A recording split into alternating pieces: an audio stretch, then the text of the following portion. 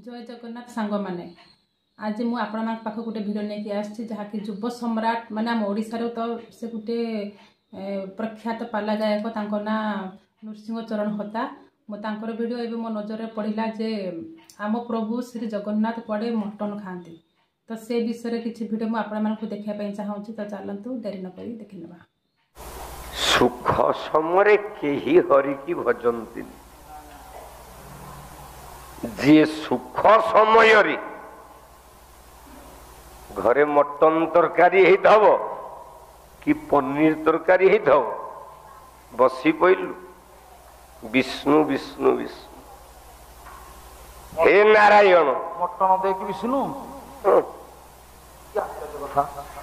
Mutton दे कि विष्णु हरे कृष्ण विष्णु कौन प्रभु mutton खाती हाँ अरुआ डालमा घी पड़ती मुग डालमा हाँ सब प्रकार तरकारी भल तरकारी अरे बापा टिके शुण तमे 14 टंकिया मुंड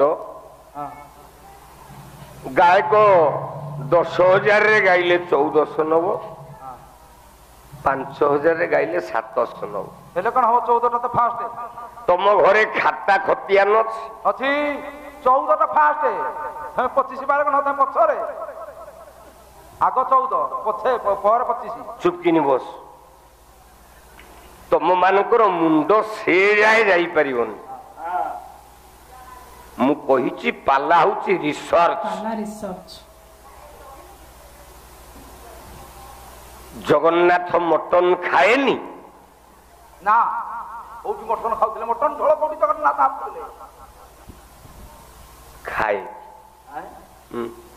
मटन खादी जहाँ कहले तो गाय को 2 आड़ लंबे बही आड़ दिबे जगन्नाथ मटन खाए कहउछंती भगवान को जणा खाली कहि देला हबन हमको भगवान केमती माफ करे को दिन दिन ना वर्ष के थरुटिए जगन्नाथ मटन खाइबो अरे जगन्नाथ मटन खांदी वर्ष बहिर ना है दारू विग्रह बही ना देकी प्रमाण दंभरे से कहउछंती श्रीमंदिर रे आश्विन मासरे जते बेले अष्टमी तिथि जो दिन हबो सेई दिन गोपाल बल्लभ मठ ठू गोटे बुदा को ता चारि गोड़ को धरिकी पाचेरी ऊपर को फोपड़ा जीवो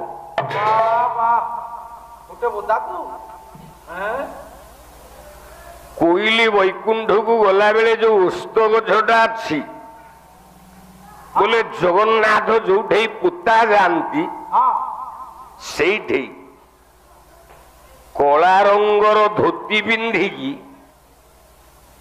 बसी जड़े चंडाल चंडाल जने चंडाल बसी अच्छा सेई आसिकी बुदा को धरिबो श्रीमंदिर बड़ देउलर पछपटे जो नृसिंह मंदिर अच्छी ऊपर को चढ़ी की जान से नृसिंह मंदिर बाउंश दीटा विमला मंदिर ऊपर पड़िबो नड़िया बाहुंगा ता ऊपर पड़िबो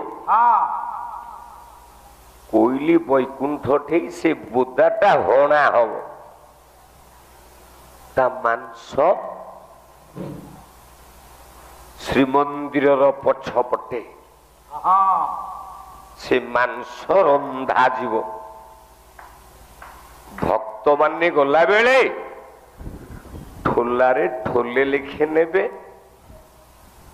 सेते बेले जी जहा मन इच्छा रे दौथला चलुथला आजिकाली से ठोलार दाम 100 ठारू 500 टंका जाके हे गलानी आजिकाली भक्त पाउना आदि पामुनिया दल नै जाउ आमे आम घर को नहीं जाऊ पामुनिया दल मटन खाइयार मास्टर आमे पूजा कलु आ कोन तम घर को दे धांतु नहीं की भक्त ना क्या कहउछ पामुनिया तो नउछ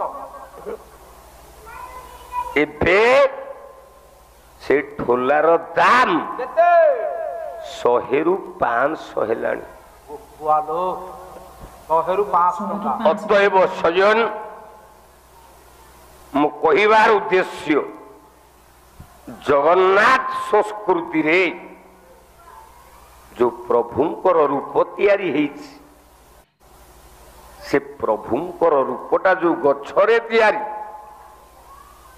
ଆଜିକାଲି ବିଜ୍ଞାନ ପିଲାମାନେ ପାଲାରୁ କଣ ବୁଝିବେ ନା ବୃକ୍ଷ ହଉଛି ଅମୂଲ୍ୟ ସମ୍ପଦ। ବୃକ୍ଷ ଆମକୁ ଦିଏ ଅମ୍ଳଜାନ। ବୃକ୍ଷ ବିନା ସଂସ୍କୃତି ଜଗତ ବଞ୍ଚିବନି। এইଥିପାଇଁ ବ୍ରହ୍ମାଣ୍ଡରେ ଯେତେ ଠାକୁର ସବୁ ପଥରରେ ତିଆରି ହେଲା ବେଳେ ଆମ ଓଡ଼ିଶାରେ ଆମ ଜଗନ୍ନାଥ ଆଜ୍ଞା କାଠରେ ତିଆରି। କାଠରେ ତିଆରି। ତ ବନ୍ଧୁମାନେ ମୁଁ ଆପଣମାନେ ତ ଶୁଣିଲେ ଯେ ପାଲା ଗାୟକ ନୃସିଂହ ହୋତା ତ କହିଲେ ଯେ ଭଗବାନ ଆମର ମଟନ ଖାଆନ୍ତି ବୋଲି। ତ ମୁଁ ଶୁଣିକି ପୁରା ଆଶ୍ଚର୍ଯ୍ୟ। ତ ଏହା କେତେ ସତ କେତେ ମିଛ ଆପଣମାନେ ବିଚାର କରନ୍ତୁ। କିନ୍ତୁ ମୁଁ ତ ଏପର୍ଯ୍ୟନ୍ତ ବିଶ୍ୱାସ କରିପାରୁନାହିଁ ଯେ ସତରେ କ'ଣ ଭଗବାନ କ'ଣ ମଟନ ଖାଆନ୍ତି। ଯେଉଁ ମନ୍ଦିରରେ କି ପିଆଜ ରସୁଣ ମନା ସେଠି ମଟନ ଯିବ ତାହା ତ ପ୍ରଶ୍ନ ବି ଉଠୁନି। ତ ଭିଡ଼ିଓ ତ ଆପଣମାନେ ଦେଖିଲେ। ଆ ବିଷୟରେ କିଛି ମତାମତ ଦିଅନ୍ତୁ, କମେଣ୍ଟ ଦିଅନ୍ତୁ। ରହୁଛି ସାଙ୍ଗମାନେ, ପୁଣି ଦେଖା ନେକ୍ସଟ ଭିଡ଼ିଓରେ। ଜୟ ଜଗନ୍ନାଥ।